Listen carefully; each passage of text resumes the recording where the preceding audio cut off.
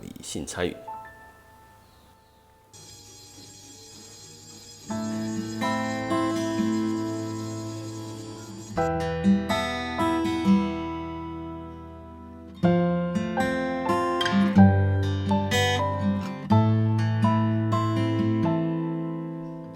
好久没有你的信，好久没有人陪我谈心，怀念你柔情似水的眼睛，是我天空最美丽的星星。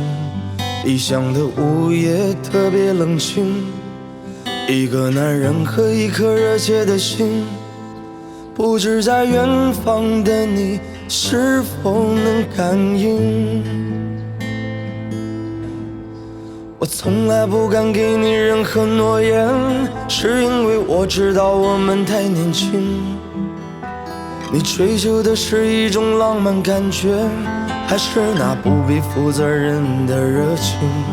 心中的话到现在才对你表明，不知道你是否会因此而清醒，让身在远方的我不必为你担心。